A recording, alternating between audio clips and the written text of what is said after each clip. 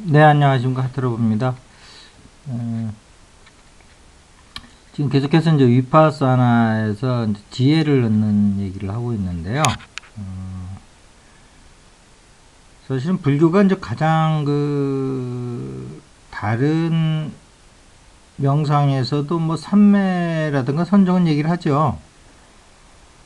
뭐 우주의식과 뭐 합일, 뭐 이런 게 사실은 삼매거든요. 그런데 이제 다른 명상이랑 대별 크게 구분이 되는 건 뭐냐 하면 지혜라는 거예요, 지혜. 음, 특히 이제 그 마음 공부와 에너지 공부를 하시는, 크게 이제 명상을 나누면 그 두 가지로 나눠볼 수가 있는데, 마음 공부하시는 분들은 이제 에너지를 잘 모르시고요. 에너지 공부하시는 분들은 또 마음을 몰라요. 결국은 두 가지를 같이 해야 되는데, 그러나 처음에는 이제 마음 공부를 하는 게 제가 볼 때는 우선입니다. 마음 공부 없이 에너지 공부만 하면 너무 방패 없는 연처럼 공중에서 이렇게 방향성 있고 왔다 갔다 해요. 근데 마음 공부하신 분들 보면 중심은 잡아요. 근데 또 에너지를 또 너무 몰라서 우리 현실은 전부 에너지로 돼 있잖아요. 그래서 마음 공부만 해가지고 한계를 많이 느끼죠. 그러나 또 그분들이 에너지 공부한 분처럼 그렇게 흔들리진 않아요. 그래서 이제 두 가지를 다 해야 되는데, 이와 기를 다 해야 된다는 거겠죠. 이기론적으로 보면. 특히 이제 마음이라는 이쪽에 보면은 위파사나가 되는 건데, 에, 위파사나에서 이제 무상고 무아를 본단 말이에요. 근데 보는 것이 뭐냐면 저 생멸법을 보는 거거든요. 결론적으로 얘기하면. 우리는 이게 항상 있는 것처럼 느껴지는데, 시각으로 볼 때는 이게 계속 인간이 감지가 안 되는 그 속도 차원에서 계속 생멸 하는데, 우리 눈으로 보면 생멸로 보이는 게 아니고 항상 있는 것처럼 보인단 말이에요. 그래서 이제 거기서 무상을 보는 거고, 또 그러한 가운데서 뭔가 집착하는 걸 보고 이제 생멸의 세계에서 뭐가 실제 있는 것처럼 고를 보고, 또 거기를 또 없는 건데 있는 걸로 보니까 당연히 이제 어리석음이 생기겠죠. 그래서 무상고 무아를 보는 건데, 그것을 잘못 보면은 이제 항상 있는 것처럼 느껴지고 행복이 있을 것 같기도 하고 내가 있을 것 같기도 하고, 이제 무상고 무아의 반대죠. 이제 그러다 보면 또 이제 거기서 탐진치라고 하는 게 또 생기죠. 탐진치. 탐하고 싫어하고 어리석고 이제 나오는 거죠. 그런데 이 중요한 거는, 우리 지금 여기에 들어와 있는 위파사나를 보면, 한국에 들어와 있는 위파사나를 보면 생멸법만 본단 말이에요. 생하고매라는 걸. 그러다 보면 이게 지혜는 안 늘어요. 본질은 볼 수 있죠. 생멸하는 거구나.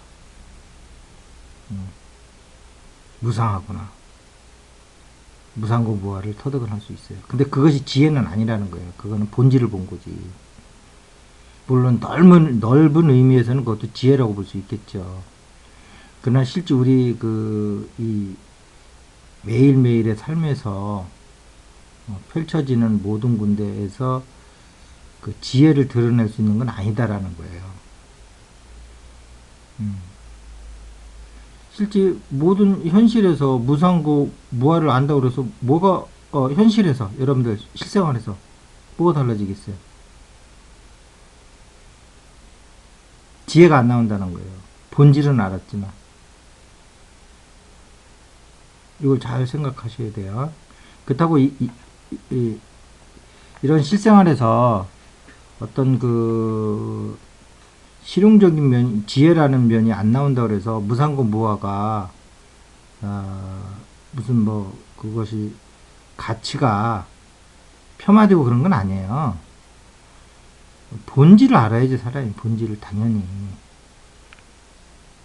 그런데 이것이 또 실생활에서도 우리의 모든 일상생활, 가정생활, 회사생활, 그 다음에 친구들, 인간관계 모든 거에서 지혜가 나와줘야 되잖아요.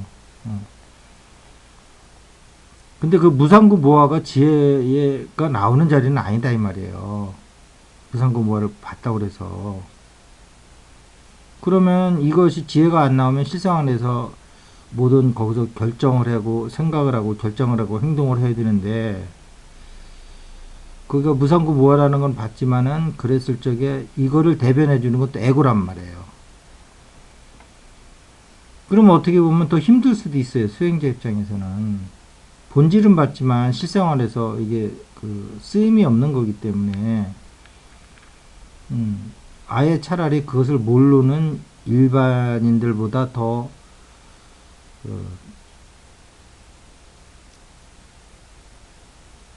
좀 고뇌가 더 깊어질 수 있는 거죠. 역으로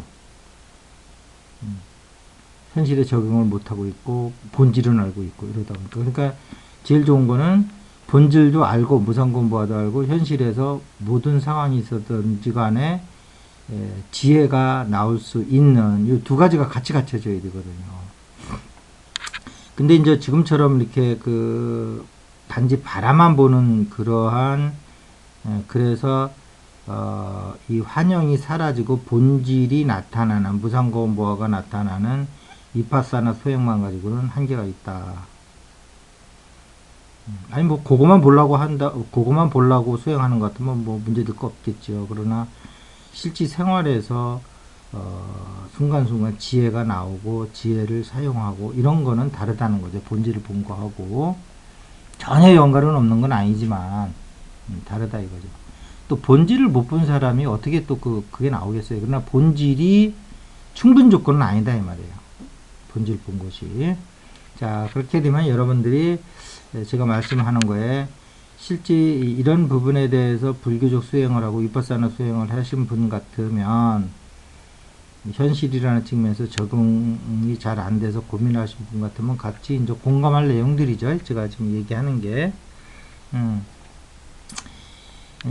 그런데 우리의 그 이제 심장은 우리의 이제 그 몸을 대변하는 기관인데, 또 몸은 또 구체적으로 오장육부죠. 우리 감정들이 들어가 있는 거는 희노애락 이렇게 뭐 카테고리별로 해가지고 오욕칠정이 우리 이제 그 장기에 다 들어가 있거든요. 장부에, 오장육부에. 근데 그 나오는 대문은 이제 심장이라는 거예요. 그래서 그 심자는 제가 몇 번 얘기하지만 마음 심자라고 해석하기보다는 그런 불교적인 또 마음하고 또 이게 뭐가 있나 그럴 것 같으니까 심정할 때 심자로 좀 알아두시면 편하다. 모든 심정이 거기서 다 들어가고 나가는 곳이다.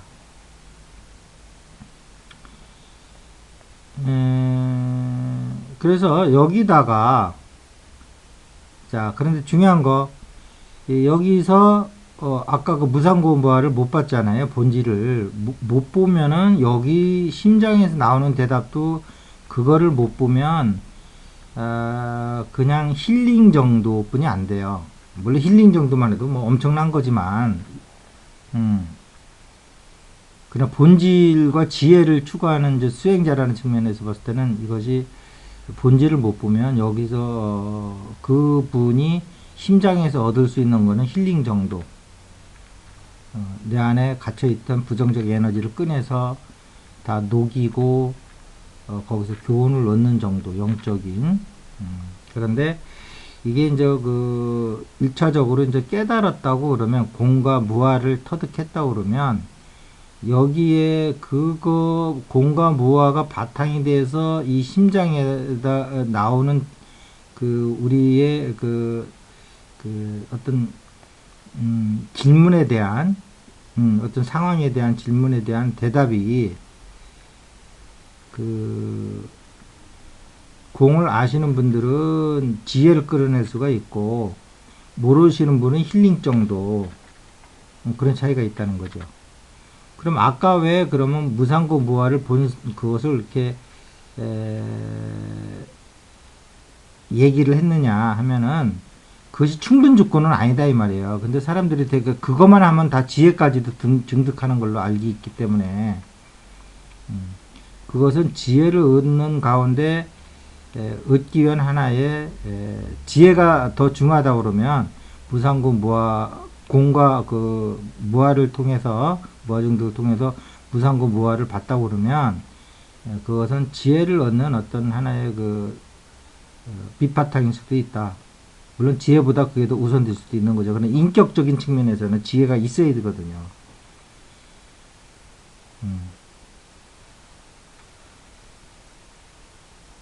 자, 그래서 이 심장에서 나오는 것은 에고의 목소리예요. 그런데 이것이 공과 무아를 증득하지 못하신 분은 그걸 자기 소리로 알고 있거든요. 아니면 주시자 정도로만 이렇게 이제 물러서 있는 정도만 있지, 공과 무아는 아니.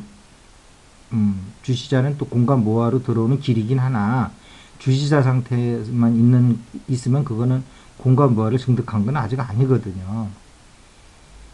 에고하고 이제 거리만 두고 있는 거죠.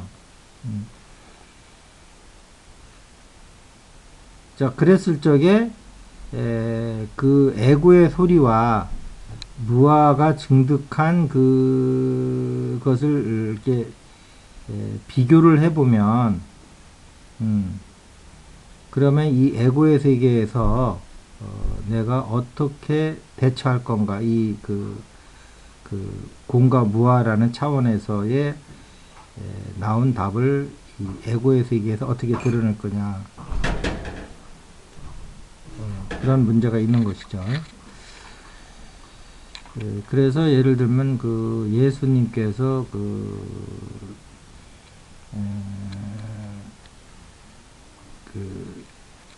죄를 지은 여인이 왔을 때 그러한 죄짓지 아니한 자가 먼저 이 여자를 쳐라, 이런 것은 그 이원성 세계에서는 나올 수가 없는 거거든요.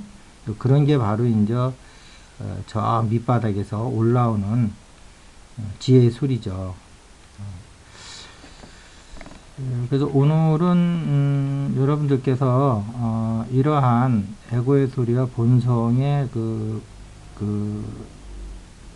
근데 지혜는 반드시 이 에고의 소리를 먼저 들었을 적에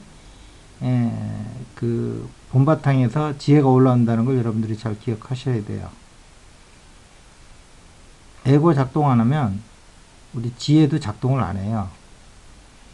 즉 에고가 작동한다는 거는 저 진흙에 있는 거잖아요. 거기서 연꽃이 나와야 되는데 그거는 반드시 에고가 먼저 작동이 된 다음에 거기에 우리가 이제 증득한 공이라든가 무아를 통해서 비추어 볼 때 이제 거기에서 이제 지혜가 나오는 거예요. 에고는 현실이잖아요. 이러한 메커니즘을 여러분들이 잘 이용하시고, 심장을 여러분들이 이러한 측면에서 위파사나에서 잘 활용하시면 거기가 바로 에고의 소리도 나오지만 거기서 여러분들이 터득한 공과 무아를 통해서 지혜의 소리도 빼낼 수 있는 곳이다 라는 것을 아시면 여러분들이 번뇌에서 해방될 수 있을 거라고 생각을 합니다. 이렇게 지혜 소리가 나오면 여러분들이 또 몸에서 어떤 변화가 나오냐, 그때 이제 마른 산매가 나와요. 찰나 산매가 나오고, 그런 거니까 여러분들이 많은 참고가 되었으면 좋겠습니다. 감사합니다.